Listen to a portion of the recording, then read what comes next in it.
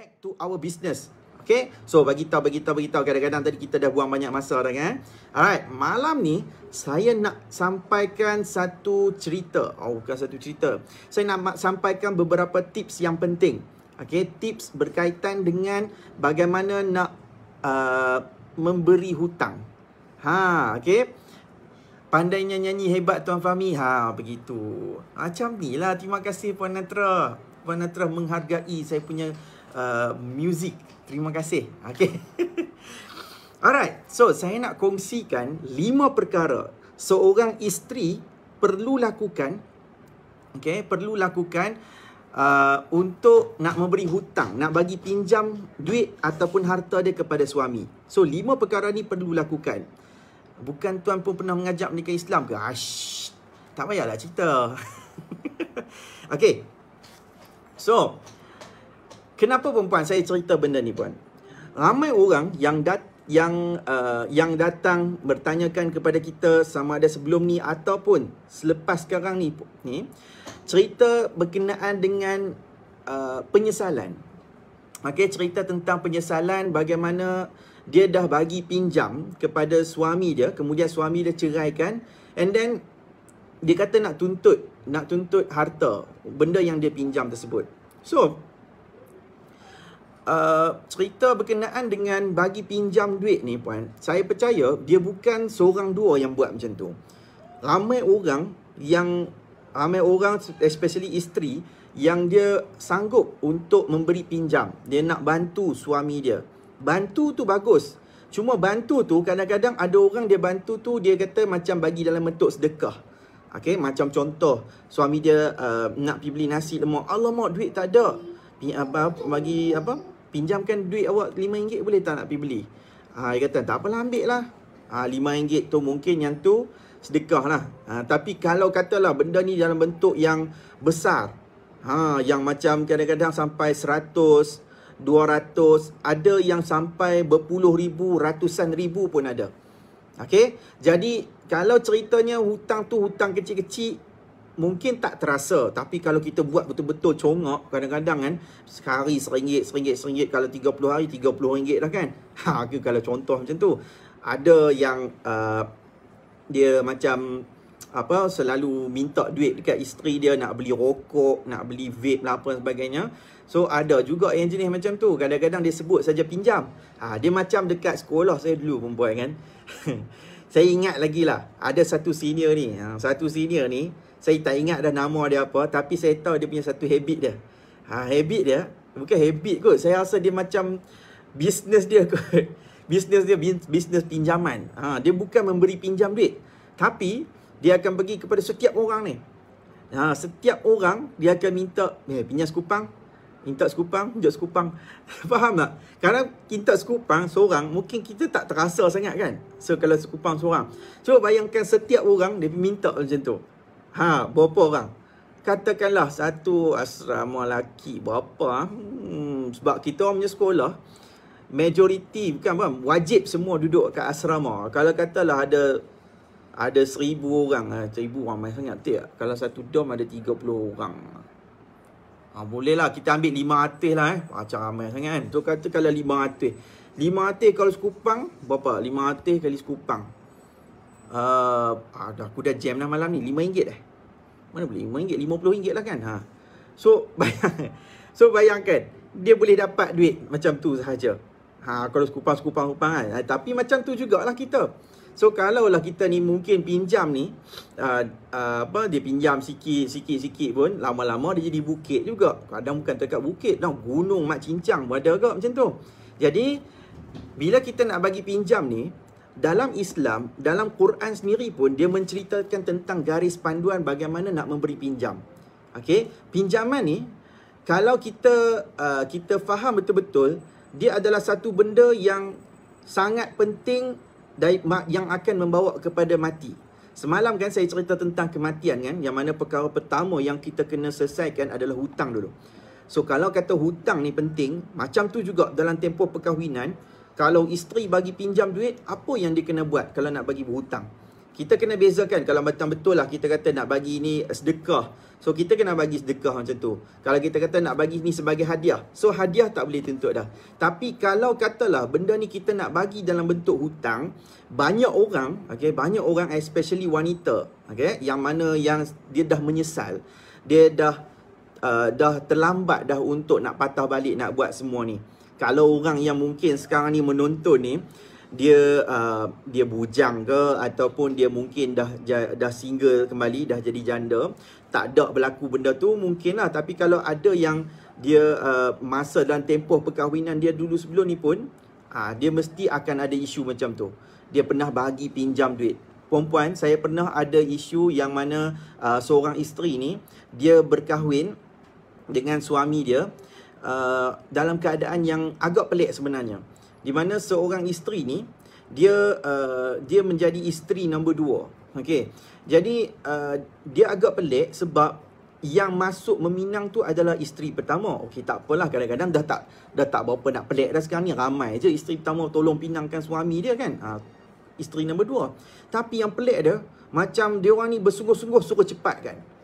Tu yang pelik. Jadi tapi sebabkan dia kata dia nak berkahwin juga, sebab ialah kan, mungkin dia kata macam tu dah jodoh dia, so nak elakkan fitnah dan sebagainya, so dia kahwin. Rupa-rupanya ada sebab kenapa dia lelaki tu kahwin cepat dan isteri pertama ni sokong sungguh-sungguh. Rupa-rupanya nak jadi cerita, isteri ni dia kena buat pinjaman. Okey, suami dia ni minta bantu untuk buat pinjaman peribadi, okey, untuk dia bagi tahulah, kata nak support bisnes dia lah, nak support dia punya hutang-hutang dan sebagainya. Jadi sebagai isteri ni kadang-kadang dia rasa macam kesian, tambah-tambah pula isteri yang dia kahwin ni, dia adalah isteri yang mempunyai kedudukan, okey, dia ada bisnes yang besar, bukan bisnes, ada bisnes yang besar, so dia mudah untuk dapat pinjaman. So apa yang dia buat adalah dia pinjam duit, okey, dan kemudian dia bagi. So lepas dia dapat duit tersebut, macam biasa, laki ni dia takkan cerai macam tu saja. Kalau cerai macam tu saja nanti ni dia akan nampak macam dia bersalah kan. So apa yang dia buat, dia mental torture. Mental torture ni sampai perempuan ni pun dah rasa macam tak mau lah dekat laki dia ni. So apa yang dia buat, perempuan ni pun sebab dia duit. So perempuan yang ada duit, apa yang dia buat, dia bayar cara tebus talak sahaja. So bila tebus talak, adalah hak-hak yang tak boleh tuntut. Tapi hutang dalam perkahwinan ni masih boleh tuntut. Cuma ada beberapa kelompongan. Kelompongan yang boleh menjadi kerugian kalau anda tak lakukan. That's why saya tak mau perkara ni berlaku kepada diri anda. Tambah-tambah mungkin sekarang ni anda yang dalam fasa masih lagi dalam perkahwinan, perkara ni tak mustahil akan berlaku. Tapi kalau katalah anda dah berlalu dah fasa perkahwinan, cuba cek, ada tak perkara ni berlaku kepada diri anda, dan ada tak benda yang saya nak cerita malam ni boleh membantu anda nak prepare. So far faham apa yang saya nak sampaikan? Sampaikan pula ada Mok Syashul. Okey, apa yang saya nak sampaikan malam ni? Okey, iaitu 5 perkara yang seorang isteri perlu lakukan untuk dia buat preparation sebelum dia nak bagi hutang. Sebelum dia nak bagi pinjam wang dia dekat suami. So 5 perkara ni dia mesti kena buat. Dia mesti kena ada. Okey. Yang pertama dia, boleh alright. Nanti siapa yang tu boleh tolong catatkan. Yang pertama, dalam kita kena kembali kepada Quran, iaitu kena buat perjanjian bertulis. Kena bertulis. Okey, dalam Quran pun disebut untuk record, untuk tuliskan hutang. Okey, sebab kalau benda tu tak penting, benda tu tak mungkin ada dalam Quran. Tapi disebabkan benda tu penting lah, Allah bubuh benda tu dalam Quran. Ayat Quran ada cerita tentang bagaimana kita perlu lakukan kalau kata berhutang. So, yang berhutang tu kena buat perjanjian. Orang yang berhutang tu pun kena mengakui perjanjian tersebut. So perjanjian ni tak semestinya nak kena lantik mana-mana pihak untuk buat. Anda pun boleh buat sendiri-sendiri. Cuma kena make sure benda tu nampak seperti formal. Faham? Anda boleh buat sendiri, tapi janganlah macam guna tu tulis mata-mata. Tulis guna tangan. Kalau tulisan tangan tu cantik tak apa. Tapi kalau tulisan tangan tu macam saya tulis kat mahkamah kan. Kalau saya tulis kat mahkamah, tengah duk bicara macam tu, Tak ada, memang siapa pun tak boleh baca melainkan saya. Melainkan saya punya staff lah, sebab mereka dah biasa dah baca tulisan saya ni. Kita panggil kalau dulu tulisan doktor. Kalau saya tulisan peguam. Dia punya, orang pun tak tahu benda macam cacing kan. So kita tak mau macam tu. Kita kena bagi nampak betul-betul. Kalau boleh bertaik. Kalau ni pinjam sikit-sikit mungkin tak payah lah. Tapi ni kalau nak bagi cerita yang 1,000, 10,000, 15,000, 20,000. So kena buat perjanjian bertulis. Okay, anda nak pinjam dekat bank. Okay, cuba fikir balik. Anda nak pinjam dekat bank, ada tak anda pergi bank, saya nak pinjam duit. Bank tanya, oh berapa nak pinjam? 10,000. Nak ambil macam tu. Adakah dia bagi macam tu saja? Tak ada kan? Anda nak kena apply, anda nak kena tunjuk kelulusan, and then kena ada agreement. Kan? Semua tu kena ada perjanjian. So kalau kata benda tu ada perjanjian, kenapa anda yang nak bagi pinjam duit ni pun anda tak buat perjanjian? Kena ada perjanjian bertulis. Ikut cara bank lah. Bank pun buat perjanjian bertulis, macam tu juga anda kena buat perjanjian bertulis. Okey, perjanjian bertulis. So mesti ada catatan yang tepat. Siapa pemberi hutang, siapa yang berhutang, dan kemudian berapa jumlah yang dihutang tersebut. Okey, sebab kalau katalah anda tak declare benda tu sebagai satu hutang, apa yang akan berlaku adalah nanti ni dia akan timbul. Kalau anda nak buat tuntutan tu nama dia hutang dalam perkahwinan, anda nak buktikan macam mana yang tu nama dia hutang. Boleh jadi anda bagi itu sebagai hibah ataupun hadiah. Kan? Macam contoh anda tak buat perjanjian apa pun ni. Alright, anda tak buat apa-apa perjanjian. Macam mulut sajalah. Okey, tak apalah, saya bagi awak pakai pinjam ni. Macam tu saja. So anda dapat duit daripada bank bagi, buat keluar duit simpanan dan sebagainya. So anda sebagai isteri bagi dekat suami. Okey, bagi kat suami sebab percaya kan. Tak apalah, sebab mungkin dia betul, mungkin dia tak betul, wallahu taala alam. Tapi anda bagi. Jadi bila bagi tersebut, let's say lah perkahwinan anda terhenti. Maksudnya bercerai. So kalau kata berlaku perceraian, and then anda nak tuntut hutang tersebut balik. So kalau anda buat tuntutan tu tanpa ada sebarang perjanjian, anda bayangkan situasi anda dekat dalam mahkamah. Okay, cuba bayangkan situasi anda dekat dalam mahkamah. Line putus-putus Aduh, saya risau betul lah. Line orang ni semua okey ke? Saya test sikit, okey tak saya bercakap ni ke putus-putus juga yang lain-lain? Berkomen tak? Aku lah sepa. Saya buatkan saya risau kalau kata orang cakap line putus-putus ni. Line okey. Okey, Sawan Tekaur kata okey. Alright. Okey Puan Roza Ahmad. Okey. Oh, okey. So kalau kata siapa yang line putus-putus tu, saya minta maaf lah. Mungkin kawasan anda yang tak okey tu. Alright, saya sambung balik Cuba bayangkan kalau katalah anda duduk dekat situasi dekat dalam mahkamah. Dalam keadaan kita nak tuntut hutang jumlah dia 10,000. Contoh dia. Tapi anda tak ada bukti ni. Anda ada bukti buat keluar duit. Mungkin ada bukti transfer. So suami kata, tak betul. Ni bukan hutang. Awak yang bagi kat saya. Awak yang bagi saya duit. Saya tak minta pun nak pinjam. Time tu muka anda biru, hijau, ungu. Biru, hijau, ungu. Okey, time tu dah menyumpah dah. Mak kau hijau lah, semua sebagainya lah kan. Ni macam ni. Hijau betul. Macam tu lah. So, sebab kita tak boleh dapat pengakuan tau. Kadang-kadang kan, orang yang pinjam ni perempuan, dia memang macam tu dia punya hakikat dia. Dia time nak pinjam tu, memang lembut gigi dari lidah. Kan? Lembut gigi dari lidah.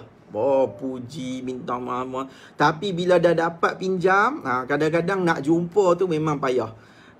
Handphone tak angkat. Tu belum cerita lagi dalam mahkamah, tak mengaku lagi teruk nanti ni. Kalau kata tak mengaku tu, lagi masalah anda. Kita sebab nak tuntut, kita yang kena buktikan. Faham?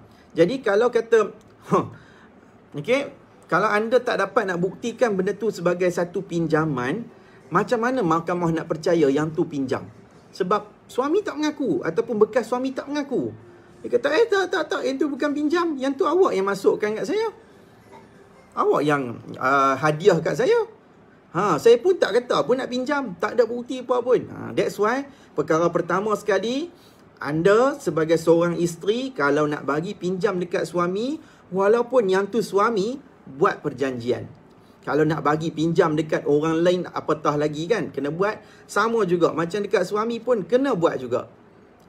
Sebab, kita katakanlah tak berlaku perceraian, kata tak berlaku cerai hidup lah. Kalau kata berlaku cerai mati, lagi naya perempuan.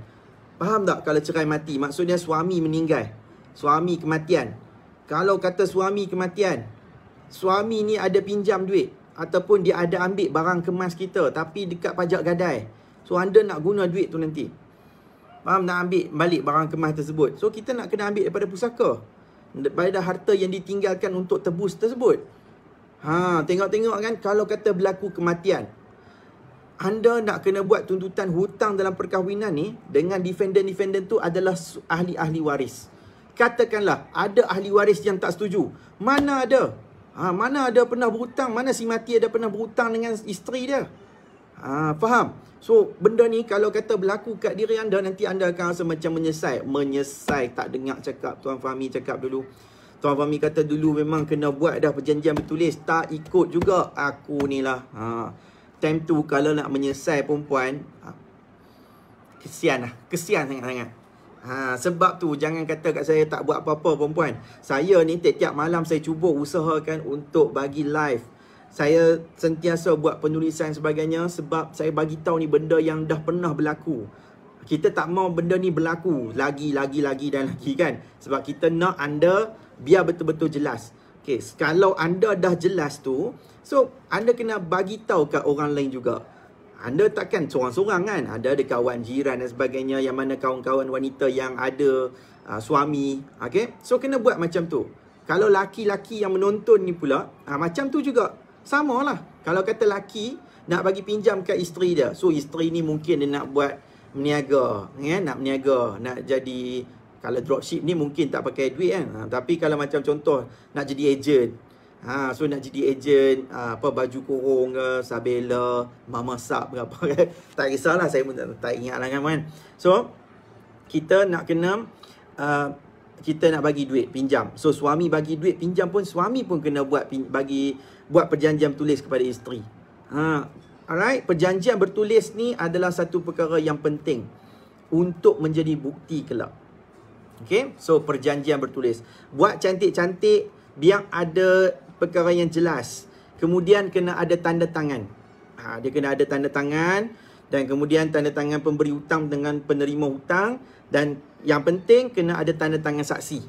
Saksi kena ada. Sebab anda baca balik dalam Quran, dia sebut sebagai kena ada seorang, sekurang-kurangnya seorang saksi. Alright, ambil saksi sebelah kita seorang, saksi sebelah sana seorang. Kena ada saksi. Sebab kalau katalah satu pihak lagi tak nak mengaku benda tu, saksi kena bagi tahu. Kata betul, saya dulu jadi saksi. Macam ingat balik mudah je teori dia. Anda pergi buat pinjaman kat bank, dia mesti nak minta seorang guarantor kan, penjamin. Kan? So dia minta penjamin. Faham? So saksi itulah lebih kurang macam tu cerita dia. Faham? So perjanjian bertulis. Nak bagi pinjam barang, harta, duit, kena buat pinjaman bertulis. Tu yang pertama. So far okey Siapa yang rasa macam berat sangat tajuk malam ni? Ada ke? Cik Hakim kita ni saksi kita bagi janda leha jiran sebelah rumah. Amboi. Amboi. Okey. Tu yang pertama. Yang keduanya,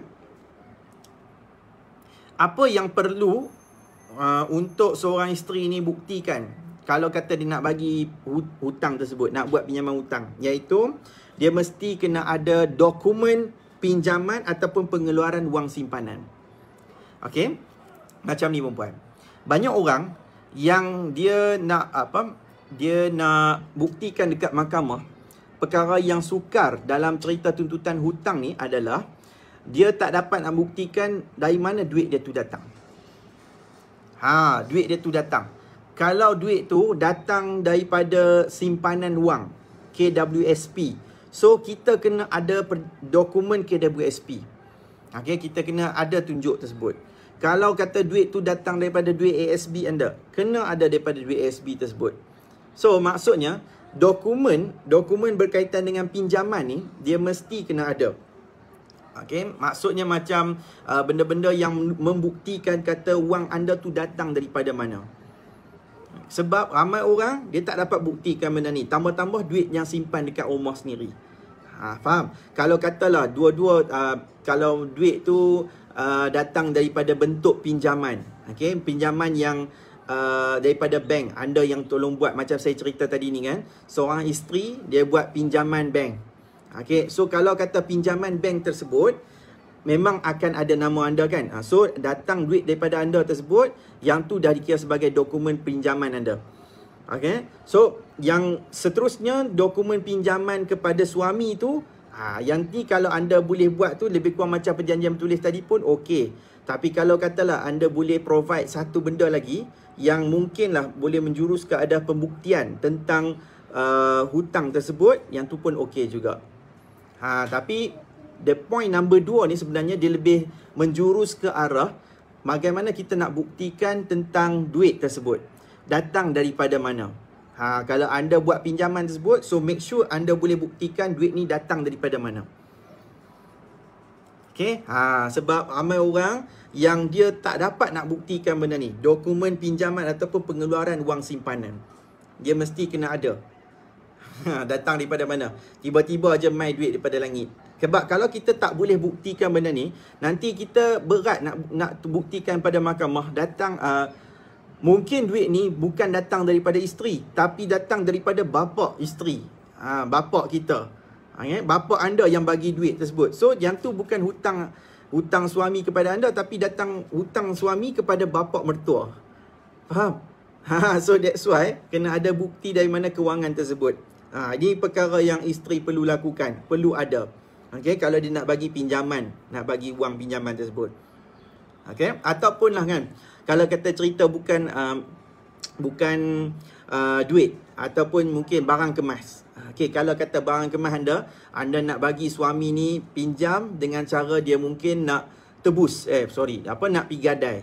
So make sure anda sendiri pun kena tahu gadaian tersebut dibuat, dan kemudian surat gadaian tersebut anda kena ada. Okay, kena ada. Kita kena ada simpan benda tu. Yang tu membuktikan kata yang tu milik kita. Okay, yang sebaiknya adalah suami yang buat gadaian tersebut, jangan anda yang buat. Sebab apa? Sebab kalau anda yang buat, nanti nanti suami akan claim kata awak yang nak gadai, saya tak gadai pun benda tu. Faham tak? Yang ni kadang-kadang kita stres juga dekat mahkamah ni. Dia kata, yalah, saya gadai lah sebab nak bagi pinjam duit kat awak. Saya tak minta pinjam pun, bukan saya yang gadai. Kadang-kadang benda ni dia menyirap sikit. Dia payah sikit kalau kata ada hak jenis payah nak mengaku ni kan. Okay, tak apalah benda tu. Kalau kata benda tu mungkin akan berlaku kepada diri anda dengan perangai yang mungkin anda dah hadapi sekarang ni, tu perkara dia. Dia mesti kena ada bukti gadaian yang dibuat oleh suami. Dia ambil barang kemas kita, dia gadaikan benda tu. Okay, tu penting. Alright, so far okay lagi ya. Ni baru kedua. Baru kedua. Alright, siapa yang first time saya mengucapkan selamat datang. Okay, selamat datang. Nama saya Fahmi Ramli. Okay, saya peguam syar'i yang berkongsi tentang hak wanita. Saya sentiasa live, dan setiap live saya dekat hujung nanti baru saya akan ambil soalan. Sekarang ni saya tak akan ambil lagi soalan. Alright, jangan tanya saya nanti. Kalau kata soalan sekarang ni dia naik nanti sebab ramai orang dia komen dan sebagainya, nanti dia naik sampai ke atas, saya dah tak nampak dah soalan tu. So relax, soalan tu nanti masa dekat saya bagi tahu kata boleh letak soalan, anda letak soalan. Okey. Tu yang kedua. Yang ketiga. Ni penting. Yang ketiga, transaksi ke akaun bank suami. Alright, puan-puan, kalau anda nak bagi pinjam duit, okay, jangan bagi by hand. Sekali lagi kalau anda nak bagi pinjam duit dalam jumlah yang besar, okay, jumlah yang besar, jangan bagi by hand. Ada Cik Hakim dia buat lawak aku lah. Saya bukan. Okay, jangan bagi dalam bentuk by hand. Sebab kalau anda bagi cash, ni buat keluar ni 1,000, bagi by hand, macam mana anda nak buktikan duit tu anda bagi kepada suami? Faham apa saya nak bagi tahu? Alright. Kalau anda bagi by hand, dia payah nak buktikan. Dan satu lagi, jangan deposit. Maksudnya pergi dekat mesin deposit dengan CDM tu. So, jangan deposit. Deposit pun payah nanti ni. Sebab selalunya receipt bank ni, yang slip bank kita pi masuk dekat cash deposit ni, selalunya dia akan pudak kan. Dia akan macam kabur, kadang dah hilang, luntur balik dah. So, benda tu nanti anda tak boleh nak buktikan transaksi tersebut berlaku. So, jangan kalau nak bagi duit tu, bagi dalam bentuk cash. Jangan bagi dalam bentuk CDM, pi masuk cash deposit. Jangan. Yang terbaiknya sekarang ni, zaman milenium ni, ni dah bukan zaman milenium, kita panggil dah zaman data lah sekarang ni. Siapa yang masih lagi kata generasi zaman internet, orang dah zaman database dah sekarang ni. Okay. So, kalau katalah zaman yang sekarang ni anda tak apply pembayaran menggunakan transaksi online, cuba belajar, apply benda tu. Bagus perempuan. Sebab apa perempuan? Macam sekarang ni kan, dulu kan saya sentiasa nak apply untuk untuk sentiasa disiplinkan diri. Kalau kata isi minyak nak tulis, saya akan tulis dulu buku. Tapi kadang-kadang kan dia terlepas juga. Kadang-kadang dia termiss tak tulis. Jadi kita apply pula dekat dalam bentuk handset. So saya nak tulis note. Adalah apps kan, apps kita panggil macam bookkeeper lah. So kita catat berapa duit kita keluar hari ni, makan berapa, minyak berapa.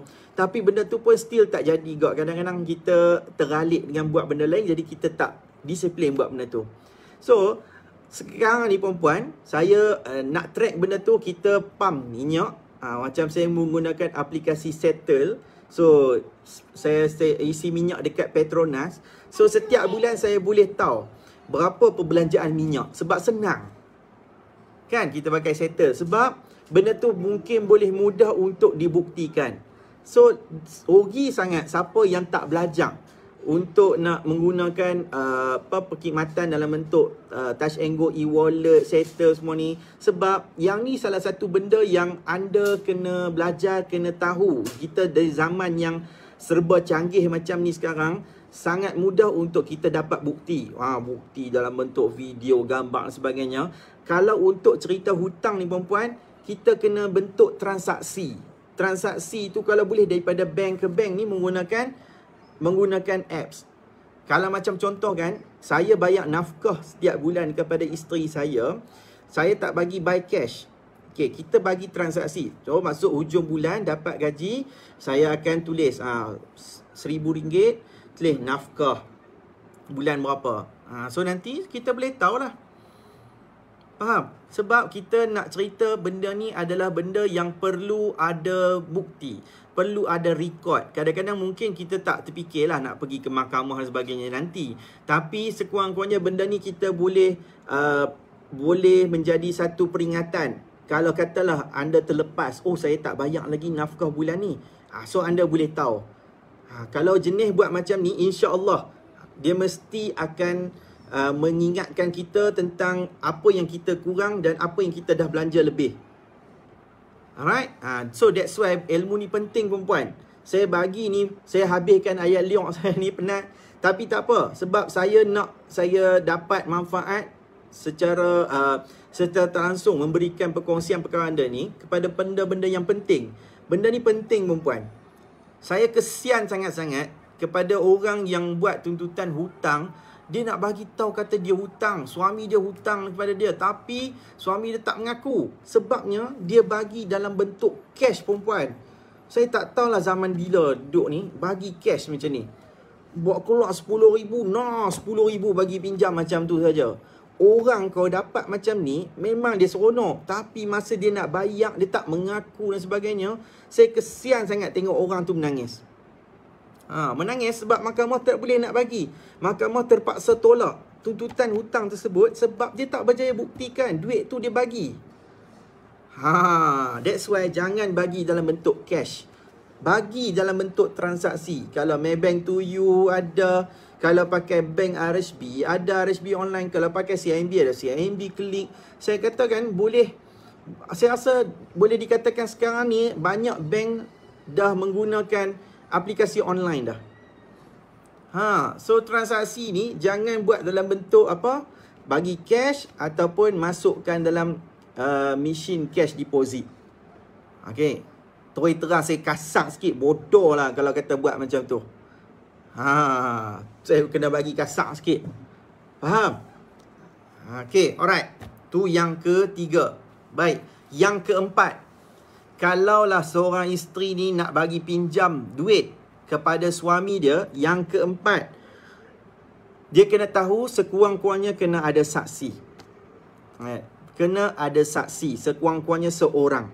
Seorang pun dah cukup dah. Sebab dalam Islam, dalam Quran diceritakan kena ada saksi.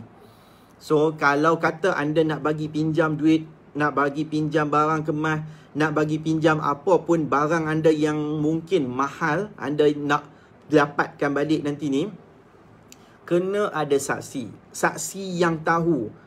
Kalau katalah tak buat perjanjian, kalau anda tak buat benda tu perjanjian bertulis, at least biar ada saksi ni, dia boleh dengar. Betul, memang dulu hang kan aku saksi.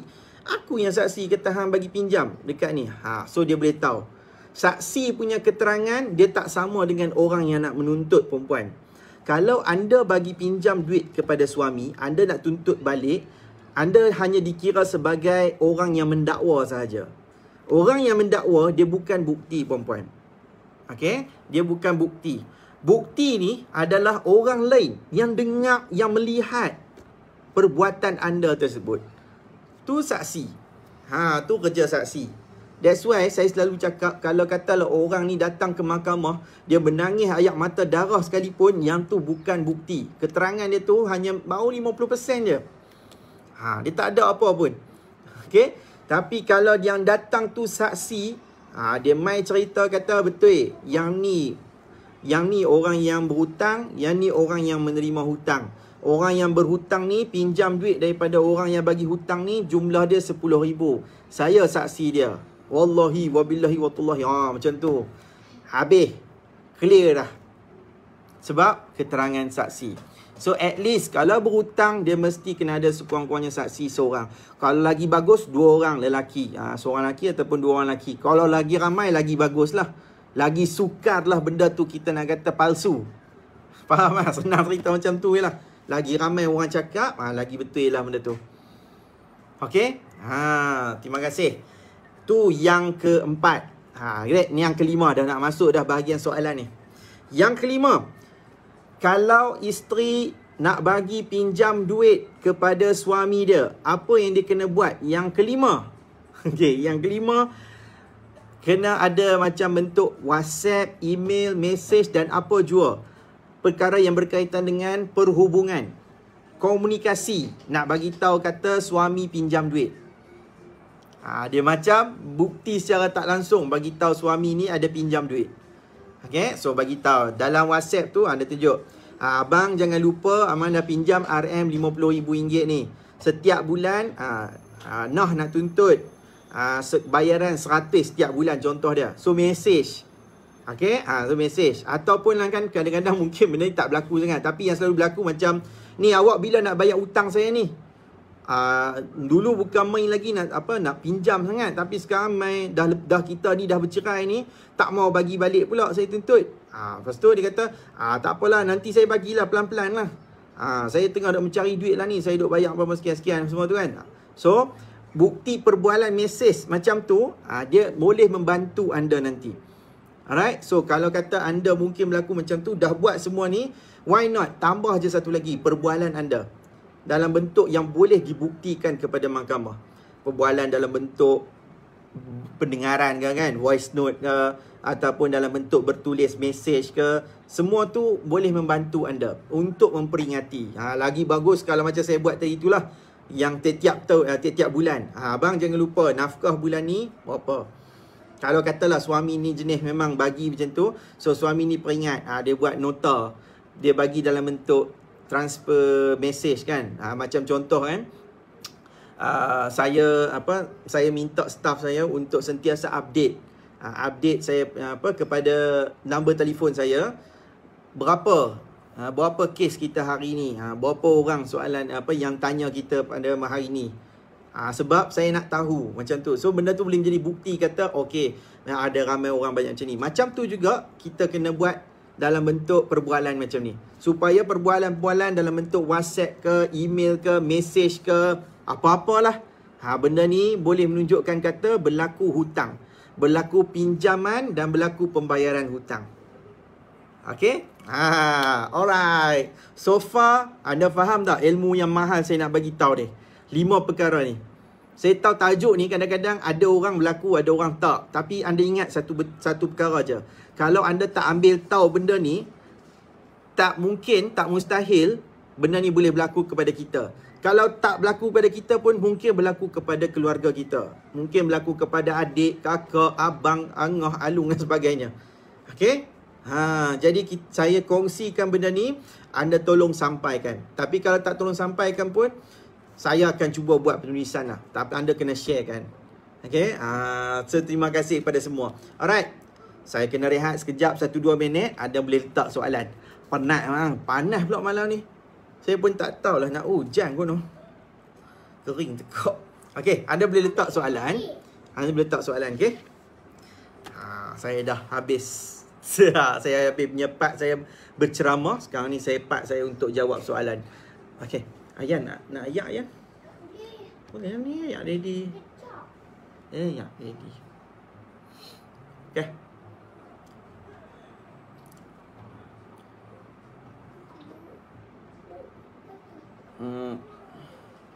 Thank you. Ni dia ayak sak.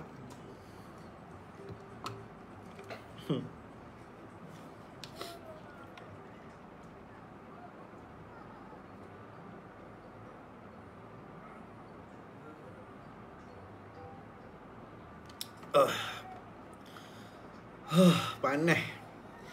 Rasa lega bila dapat minum air. Saya nasihatkan perempuan juga banyakkan minum air, okey? Minum air kosong kalau boleh banyak. Jangan minum air TO banyak kan. Buat kopi apa tu kan. Kurangkan manisan dalam minuman, banyakkan manisan dalam senyuman. Gitu. Macam-macam senyuman saya yang manis ni.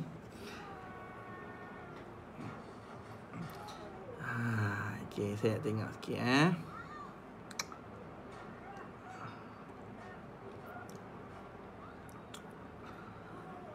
alright. Okay, saya ucap terima kasih pada Puan Masni Jabal kerana tulis. Tulis balik supaya ada orang yang mungkin terlepas poin ni dia boleh baca balik kan. Terima kasih. Puan Habibah Syandok kata, banyak saya belajar sejak follow Tuan Fahmi, baik dia biar ataupun banyak yang perempuan tepat pandang, perempuan berbijak dalam berbuat baik. Terima kasih Puan Habibah. Saya cuba yang terbaik. InsyaAllah saya berkongsi ni pun semuanya perkara-perkara yang boleh membantu kita dalam pengurusan rumah tangga. Okay? Kita kena ingat benda ni kita tak tahu sampai bila. Suami mungkin mati, suami mungkin bercerai. Jadi kita yang kena prepare kan. Semua orang kena belajar. Biar kita kena belajar. Sebab kita menjadi kuat kalau kita ada ilmu. Ilmu bergaduh ke, kan? Ilmu kewangan ke, ilmu rumah tangga. Kita akan jadi kuat kalau kita tahu apa hak kita. Okey, Puan Sarah Hanif. Macam mana bila isteri cakap tentang hutang tu, lepas tu suami cakap ngungkit macam mana? Kena bagi tahu hutang tetap hutang. Mengungkit ke tak mengungkit ke. Kalau puan memang bagi tahu benda tu sebagai satu bentuk pinjaman, kalau kita minta balik, suami wajib bayar. Kalau isteri bagi pinjam duit kepada suami, memang niat tu dan percakapan jelas kita bagi tahu yang tu pinjaman. Kalau minta balik, haram kalau kata tak bagi. Kena bayar balik. Mengungkit ke tak mengungkit ke, yang tu hak kita. Okay, anda yang bagi pinjam, nama pun pinjam, anda sebagai pemiutang. Pemiutang, orang yang memberikan hutang. Okay, ada tak, saya tanya kan, saya cuba tanya anda kan, ada tak alung kan? Alung bagi tahu kata, you pinjam boleh kan? You bayarlah. Apa ungkit-ungkit ni? Ada macam tu. Tak ada kan, dia tabuh terus kan. Sebab hutang kan, dia lagilah kasar. Saya tak ada nak suruh anda jadi macam Along. Faham tak? Tapi nak bagi tahu, okey, kalau tak mau Along lah, ambil yang soft sikit lah. Kita bank lah. Okey, bank. Kita pinjam duit. Kemudian kita dapat surat setiap bulan bagi tahu kata ni kita kena bayar. Kan kita cakap kat bank, apa mengungkit ni? Bagi pinjam lah. Siapa nak mengungkit pula kan? Ada bank account tu. Dia silap-silap, dia bagi kita si kris, si tos semua tu lah. Boleh isytihar kita muflis. Lagi pening kita nanti ni. Kan? Macam tu lah. Kalau isteri bagi pinjam duit kepada suami nak kata mengungkit pula. Kena ungkit lah, sebab tu pinjam. Supaya dia beringat. Supaya suami beringat. Dia pakai hak orang lain yang mana dia perlu bayar semula. Tu je. Kalau kata suami tak mau bagi juga, kata mengungkit, tak apalah, saya cuma peringatkan dekat awak je. Bukan nak kata apa kan, tapi sebab nanti yang saya tahu, mayat kita ni macam tergantung. Jangan sebabkan hutang kecil awak tu nanti ni awak terjatuh di pintu syurga. Gitu. Baru dia macam macam kick sikit kat situ kan. Faham? Kadang-kadang bukan apa perempuan saya geram kalau ada hak jenis suka berhutang ni.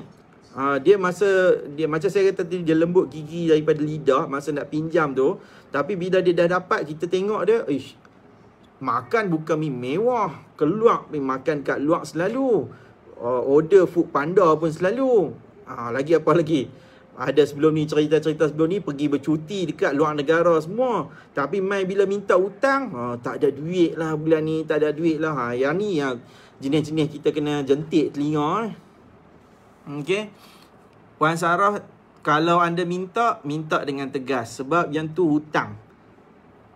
Okey, anda tak perlu rasa bersalah. Seorang isteri nak tuntut hutang, jangan rasa bersalah. Tu duit anda. Puan Habibah kata, share chat WhatsApp kat email. Bila tegar baru suami tak berani main-main. Betul? Okey. Muhammad Hakim. Okey, Tuan Bidan kelima. Saya ada soalan. Kalau kita buat video, si peminjam, dia pun mengaku yang video tu pinjam sekian. Dekat mahkamah kita tunjuk video tu dia dan saksi. Komen apa semua tak ada. Adakah mudah hakim akan mengira dakwaan kita? Ya, insyaAllah boleh. Ada insyaAllah boleh yang tu. Saya nak kongsikan dengan modus operandi Along. Saya dapat video tau. Ada kenalan lah. Dia bukan kawan sangat lah. So kenalan saya ni, dia mungkin terpinjam Along kan. So dia terpinjam Along ni. Along ni dia punya modus operandi dia, kalau katalah orang ni pinjam sekarang, dia kena buat, dia macam kena pegang kad tau. Kena pegang kad macam pesalah kan. Dia nama apa tu kan, dia bagi beritahu, saya nama apa-apa tu, mengisytiharkan bahawa saya meminjam wang daripada syarikat berapa ni sebanyak RM5,000. Macam tu lah. So dia pegang, dia rakam video tu, and then video tu diberikan kepada semua orang yang dia bagi nama dan nombor telefon. So mungkin kena saya tu bubuh saya juga sebagai orang yang ada kaitan kot kan. So saya pun tak tahu kenapa dia bagi. Tujuan dia untuk apa, wallahu ta'ala alam. Tapi nak ceritanya, bagus jugalah tindakan macam tu. So dia buat rakaman video macam tu, pun boleh dijadikan sebagai satu bukti. Tapi Cik Hakim, kenapa saksi kan? Kenapa saksi? Kita kena tahu satu perkara. Dalam bab pembuktian, saya selalu cerita pembuktian yang paling kuat sekali adalah pengakuan. Pengakuan ni 100%. Maksudnya kalau kita dakwa orang ni berhutang 10,000, dia mengaku kata kita dia pinjam 10,000, tu 100%. Tapi kalau orang ni tak mengaku, dia letak kepada beban yang kedua. Level yang kedua adalah saksi. Okay, saksi adalah level yang nombor 2. Kalau dalam jenayah sivil pun saksi tu paling kuat juga. Okay, so saksi ni penting untuk dibawa ke mahkamah. Kalau katalah saksi ni tak perlu, cukup sekadar bukti-bukti dokumen sahaja, saya rasa kes 1MDB semua tu tak payah saksi. Okay, cukup sekarang bukti saja kan. So ramai je banyak dokumentation apa semua tu. That's why saksi ni masih perlu dalam kes-kes mahkamah. Okay, masih perlu dalam pembuktian. That's why penting. Tapi kalau tak ada saksi, ada video sahaja, boleh jadi juga. Cuma kita kena ingat, video, gambar dan sebagainya ni, kita dalam mahkamah syariah, kita kategorikan dia sebagai bukti qarinah, circumstances evidence. Bukti sampingan. Cara tak langsung macam tu lah. Okay. Alright. Terima kasih. Sama-sama Puan Asniza. Banyak saya dapat pengetahuan, insyaAllah. Saya cuba yang terbaik. Okay. Terima kasih Tuan. Tak ada dalam silibus sekolah ilmu ni. Memang. Memang tak ada. Dulu saya belajar syariah Islamiah pun tak ada benda ni. Quran Sunnah pun tak ada benda ni. Matematik lagilah tak ada kan. Sejarah lagilah. Okay. Benda ni adalah benda yang practicality dalam dunia realiti selepas kehidupan sekolah. Even masa peringkat universiti pun tak ada, perempuan. Saya belajar undang-undang. Arian jaga. Betul. Saya belajar undang-undang. Diploma 3 tahun, degree 3 tahun, kemudian diploma lanjutan. Lebih kurang macam master tu dekat 2 tahun. 8 tahun. 8 tahun ni, 8 tahun saya belajar dekat universiti ni, tak ada pun sentuh tentang benda saya cerita malam ni, perempuan. Apa yang dia nak kena buat? Tak ada. Dalam buku dia cerita pasal bukti-bukti sahaja. Saya belajar bab pembuktian, bab keterangan, okey. Tapi bab untuk nak cerita apa isteri nak kena buat, apa wanita kena buat dan sebagainya tu tak ada. Yang ni datang daripada pengalaman saya 7 tahun. 7 tahun saya praktis dalam dunia guaman ni untuk saya kongsikan. Saya haraplah kan ilmu ni membantu anda. So far semua orang okey kan? Kalau kata saya buat penulisan dan sebagainya, saya tengok kan, tadi saya baca saya punya statistik daripada follower yang saya pernah bagi book dan sebagainya. Saya tengok majoriti yang follow saya perempuan, wanita, umur daripada umur 30 sampai ke 45. Majoriti. Dan kemudian majoriti saya tanya suka saya buat dalam bentuk apa? Video pendek ke, live ke, penulisan ke, ataupun apa-apalah kan. So majoriti yang jawab tu, saya kata hampir 40%. 40% ke 45%, majoritinya suka dengan penulisan saya. So tak apa, saya memang akan terus dengan penulisan untuk saya bantu kalau kata majoriti suka. Dan insya-Allah selagi mana tempoh saya sentiasa ada masa untuk live bersama dengan anda, saya akan live. Cuma satu je saya nak mohon maaf, right? Saya ni adalah seorang yang ada masa saya juga untuk buat benda lain. Saya ada bisnes saya nak kena run bisnes yang lain. Saya nak kena buat benda tu macam-macam. Tugas saya sebagai seorang peguam, sebagai seorang bisnes, sebagai seorang bapa kepada anak, kepada suami dan sebagainya. Jadi saya mungkin tak terjawab setiap soalan. Kadang-kadang ada orang dia minta kita nak soal semua tu. Saya tak ada masalah, okay? Cuma saya rasa macam bila terlampau ramai bertanya, saya tak mampu untuk nak jawab semuanya. So, saya percaya kalau siapa yang nak bertanyakan soalan kepada saya, kalau soalan tu adalah soalan yang mudah ke, yang berat ke, alright, saya tak apa, okay? Tapi soalan-soalan tu semua, anda yang nak bertanya, saya hanya akan jawab soalan tersebut di dalam grup. Okay, grup saya sahaja, alright. Grup khas, nama dia Tanya Tuan Fahmi. Okay, setiap kat situ saya akan jawabkan persoalan tersebut. Alright, so siapa yang belum join lagi, anda dipersilakan untuk join. Ni grup khas untuk jawab soalan sahaja. Okay. Dan siapa yang dah dapat jawapan tu tapi dia macam, mungkinlah kan ada orang yang dia nak cepat, dia nak privacy, yang tu kena ada sesi consultation dengan saya. Yang tu kena aturkan sebab masa saya masa yang terhad. Banyak benda yang saya nak kena buat, jadi saya kena aturkan mungkin satu hari untuk jawab soalan tu dekat dalam live di Facebook group.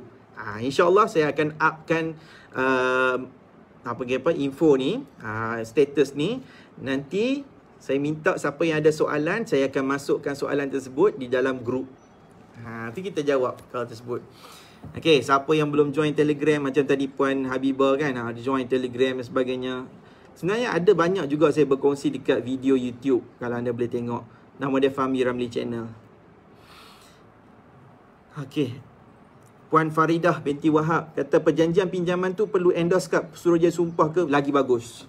Lagi bagus. Ada cop Suruhjaya Sumpah. Okay, sebenarnya dia kalau tak ada pun tak apa, sebab dah ada saksi. Dah ada saksi tu dah kira okey dah.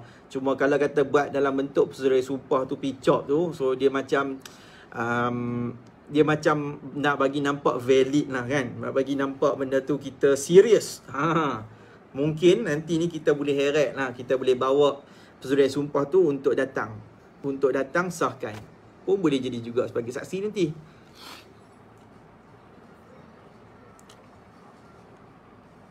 Ani Rosni Osman, terima kasih banyak dapat ilmu baru malam ni. Kalau Puan Ani suka, saya ucapkan terima kasih dari Puan Ani. Kalau boleh share kan, okay, bagi tahu kat kawan-kawan yang lain. Kalau siapa yang belum lagi tekan follow, rugi sangat kalau dia tak tekan follow. Sebab kalau saya live je ke, saya buat perkongsian apa, tak perasan nanti ni. Alright, so anda tekan like, tekan follow, insya-Allah setiap saya posting ni tak lain tak bukan untuk nak bagi anda info, bagi anda bantuan, bagi anda faham. Alright. Okay, Puan Azlina ZA. Ini follower yang selalu juga. Kan Puan Azlina? Terima kasih. Assalamualaikum tuan. Waalaikumsalam. Jika bekas suami ada pinjam duit dengan jumlah yang agak banyak, tapi hanya 2 perkara saja, iaitu ada surat perjanjian, surat akuan sumpah dan dokumen pengeluaran, tapi tiada saksi antara dua pihak. Hutang ni diakui oleh bekas suami. Bolehkah dibuat tuntutan di mahkamah? Boleh. Tak ada masalah. Alright. Boleh. Macam saya cerita tadi lah, macam soalan Cik Hakim kata tadi kan, kalau kata ada video saja kan, so lebih kurang macam ni jugalah. So kita ada bukti surat perjanjian, kita ada dokumen pengeluaran, okay, cuma tak ada saksi saja. Boleh, tak ada masalah. Boleh buat tuntutan tersebut. Cuma make sure lah, kalau lagi bagus dia dapat pengakuan suami ni dekat mahkamah. Okay, kan tu lagi bagus lah. Boleh buat tuntutan tu, insya-Allah. Cuma berat nanti masa kalau mahkamah suruh bermain saksi, kita tak ada saksi, tu berat sikit nanti ni. Tapi mahkamah takkan tolak lah. InsyaAllah lah mahkamah takkan tolak lah. Okay, Cik Hakim, boleh Tuan Fahmi bagi tips tak macam mana nak menghilangkan rasa kesian kepada pasangan bila nak pinjam duit berpuluh-puluh ribu, dia buat muka cute. Aduh. Aduh, dia macam mana? Kita ni kan, kalau kita nak bagi pinjam, alright, kita kena tahu dulu orang ni ada capability tak nak bayar semula. Tak kisahlah kalau kata yang tu bukan pasangan ke ataupun pasangan sendiri ke. Tapi kalau katalah memang niat kita nak memang kita tahu pasangan kita ni perlukan duit. Okay, so minta muka kesian, memang kita kena bagilah kan. So kalau kita nak bagi tersebut, kita boleh bagi, cuma kita kena prepare. Sediakan payung sebelum hujan. Macam itulah kita kena prepare supaya benda ni tak menganiayai kita sendiri yang bagi pinjam. Tapi kalau katalah kawan-kawan ke orang yang tiba-tiba lama tak pernah duk mesej kita pun tiba-tiba nak minta pinjam duit kat kita sebagainya, ataupun mungkin kawan-kawan rapat nak pinjam duit, okay? Jadi saya pernah baca satu artikel, saya kata kalau kita nak bagi pinjam duit, kita bimbang satu perkara. Kita bimbang dia akan menyebabkan hubungan silaturahim kita tu akan terputus. Yalah kan, sebab bila kita bagi pinjam ni, dia akan menyebabkan orang ni mungkin lambat bayar, tak bayar. So dia akan mengganggu hubungan kita, persaudaraan ke, hubungan sahabat ke. So kita akan terganggu kat situ. So apa dia kata? Daripada anda bagi benda tu dalam bentuk pinjaman, nak jaga hubungan, anda bagi dalam bentuk sedekah. Contoh dia macam ni, dia nak pinjam berapa? 10,000. Anda bagi tahu, aku tak ada 10,000 nak bagi pinjam kat hang, tapi ambil lah 300 ni, aku bagi sedekah kat hang. Tu contoh dah. Okay, so dia akan ambil benda tu. So dia pun tak ada lah rasa ralat sangat. Faham? Macam tu lah. Kalau tak nak bagi pinjam, bagilah pinjam. Cuma kita lah yang kena prepare hak kita juga.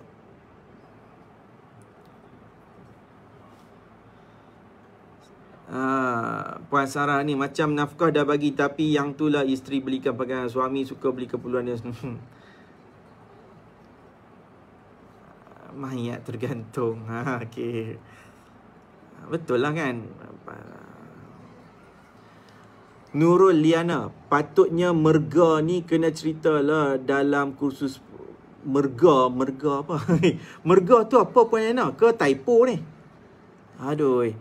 Kena cerita lah dalam kursus pra perkahwinan tu. Ni dak time kursus tu duk merapu pedia tah. Orang utara. Time kursus tu duk cerita pimai-pimai kena taat suami, kena hormat suami, kena jaga aib suami, segala bagai. Benda-benda penting lagu ni tak mau nak cerita pula. Jabatan Kawan Negeri dan boleh berubah dah ni. Come on lah. Wah. Macam ni lah perempuan Kalau kita nak ubah, kalau lah kita nak ubah, sebenarnya perempuan saya pernah tahu nak apply untuk lesen supaya saya dapat buat khusus pra perkahwinan kan, khusus kahwin. Saya teringin sebenarnya saya nak buat benda tu, tapi kan dia ada satu kekangan yang besar sebenarnya. Saya tak mau cakap lah benda tu dalam ni. Saya pernah apply tapi tak dapat. So dia ada kekangan dia tu. So saya pun tak mau kata apa, tapi saya kata kalau kita nak ubah benda tu, nak ubah benda yang besar, okay, yang melibatkan dengan kuasa, kuasa, tunggu saya jadi menteri besar boleh lah kot. Okay, tapi saya tak maulah fikir ke arah macam tu. Sakit kepala. Hal politik satu pasal lah kan. Kita mulakan dengan cara kita sendiri. Dengan cara saya memberi info macam ni, caranya kita sebarluaskan sendiri. Kita bagi tahu. That's why saya punya pegangan saya, kita educate a woman. When you educate a woman, you educate the whole nation. Itu. Okay, when you educate a man, you just educate that man. When you educate a woman, you educate the whole nation. Ya, gitu. So, niat saya kita sampaikan ilmu kepada wanita dulu. Sebab kalau wanita ni lahirkan anak, dia akan ajak anak dia. Okay. Oh, merga tu benda ni. Ni lorak level kelas tinggi ni. Sorry lah sebab saya ni bunyi utara-utara juga. Cuma bila terlalu pekat ni kadang kita pun tak faham. Okay, terima kasih Ada lagi ke soalan? Okay, Zaki Ahmad Ghazi. Anak perempuan saya meninggal 2 tahun lepas. Waris adalah saya, ibu, suami dan 2 anak lelaki bawah umur. Saya, ibu, suami dan 2 anak lelaki. CJ Faraid dah dapat, tapi menantu sebagai admin tak bagi hak kami. Dia putuskan silaturahim dan pindah jauh. Kami minta hutang-hutang, dia buat diam. Hak kami atas pencarian bahagian anak kami pun ada kan? Okay. Ni cerita berkenaan dengan dah selesai Faraid, dah selesai dah pembahagian tapi tak dapat harta tersebut. So jawapan dia, anda sebagai orang yang berhak, kalau kata kita dapat bahagian, kita juga berhak untuk dapatkan benda tu. Jadi anda boleh dapatkan perintah yang mana perintah-perintah yang ada dapat tu, dapatkan salinan, and then anda sendiri pun boleh buat penguatkuasaan benda tu. So jangan bagi seorang saja. Kalau orang yang kita sebut sebagai orang yang dia bukan admin, dia orang panggil apa? Pentadbir. So orang yang dikira sebagai pentadbir ni, dia kena bahagikan bahagian-bahagian ikut yang telah ditetapkan. Kalau kata buat keluar duit, bahagi bahagian ikut yang telah ditetapkan tersebut. Okay. Kalau macam harta sepencarian, ya. Kalau kita sebagai seorang bekas isteri, kita ada hak dalam harta tersebut. Kalau harta tu mencukupi syarat sebagai harta sepencarian. Kalau sebagai kepada anak nak tuntut apa? Anak nak tuntut nafkah pun ada hak. Okay. Alright, dah kira apa dah? 11.20. Okay, sikit lagi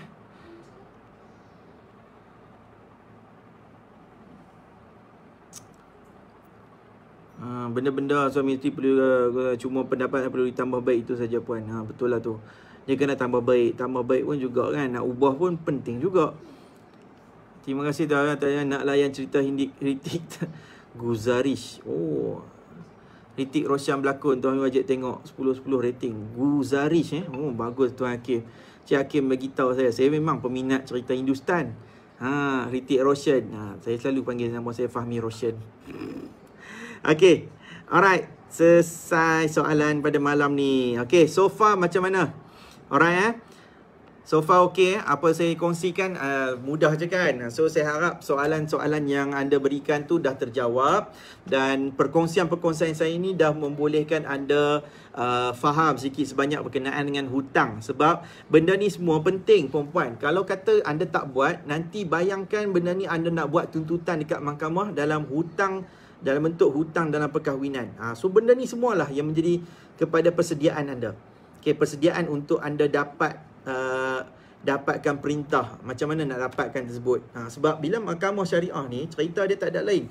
Cerita dia mesti berkaitan dengan bukti. Okay, saya promote sekali lagi.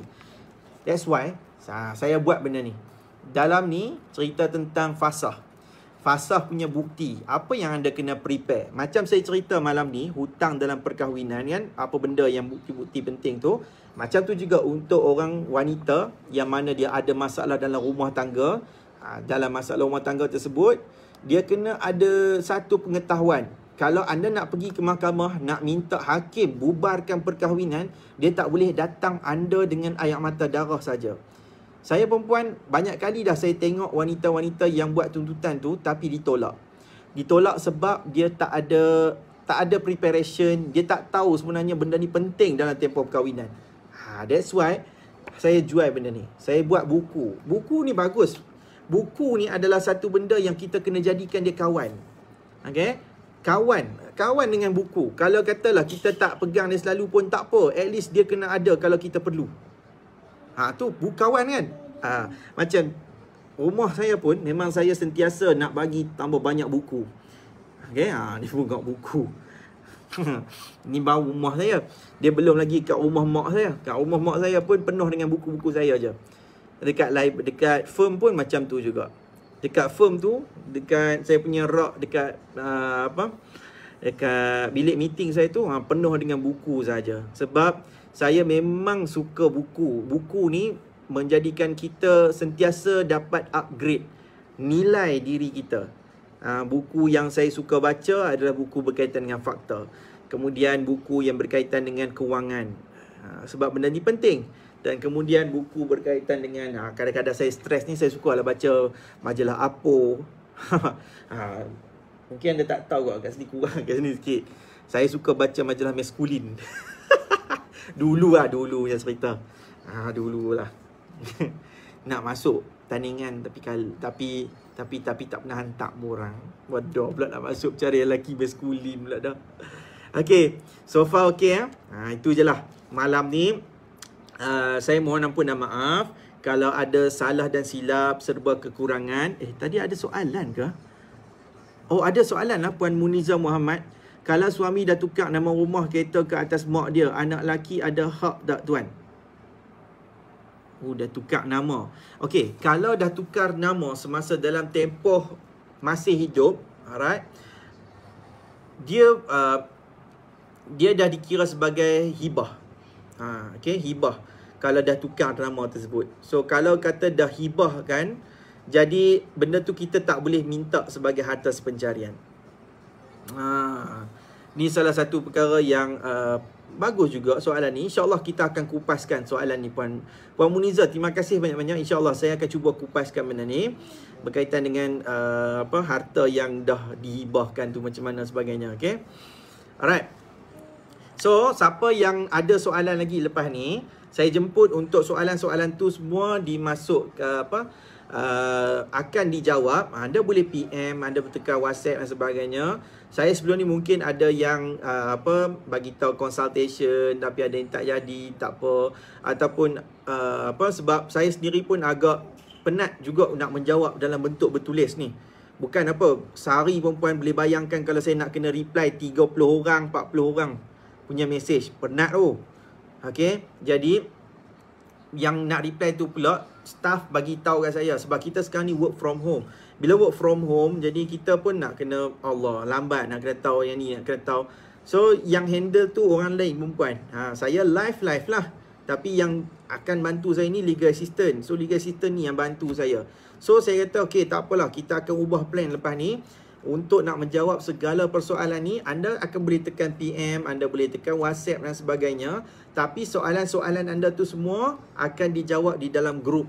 Okay, grup Tanya Tuan Fahmi. So siapa yang belum join lagi grup Tanya Tuan Fahmi tersebut, anda dijemput, dipersilakan, free saja grup tersebut. Kita cuba ramaikan jemaah kat situ dan insya-Allah saya akan jawab persoalan tersebut. Tapi kalau katalah benda ni dalam bentuk urgency, anda memang nak privacy dengan saya, nak saya betul-betul guide anda secara langsung begitu. So apa kata yang tu anda kena dapatkan sesi consultation dengan saya. Kalau untuk jawab soalan tu, insya-Allah saya akan jawab sekaligus serentak nanti. Tapi kalau siapa yang betul-betul perlukan privacy dengan saya, dia tak boleh sekarang ni nak berjumpa. Sekarang ni kan total lockdown. Kita nak jumpa dekat luar pun tak boleh. Nak mai ke firm pun firm tutup. Nak jumpa kat mana lagi? Saya biasa jumpa kat Starbucks. Saya biasa jumpa selalu dekat coffee house, dekat hotel dan sebagainya. Okay? Tapi semua tu tutup. Tak boleh pergi. Semua drive-thru saja. Nak jumpa kat mana? Kalau jumpa kat luar, kita kena tangkap pula. So, sebab tu kita kena buat dalam bentuk virtual macam ni. Okay? Tapi virtual-virtual pun at least kita dapat solution. Siapa yang perlu saya bantu dia untuk solution yang betul-betul segera sebab apa desak nak buka kes sebagainya, yang tu kita kena set appointment. Okay? Alright. Itu saja daripada saya malam ni. Saya mohon ampun dan maaf anda ada salah dan silap. Grup tu WhatsApp atau Telegram atau FB ya. Grup Facebook group. Okay, Facebook group Puan Habibah. Nama dia Tanya Tuan Fahmi. Nanti search. Ataupun nanti saya akan up balik dan dia punya link tu. Siapa yang nak join tu, saya bagi link tu, Tanya Tuan Fahmi tu. Saya akan cuba kita setkan satu hari untuk jawab soalan sahaja kat situ. Okay, alright. Itu saja daripada saya. Saya mohon ampun dan maaf. Anda ada salah dan silap.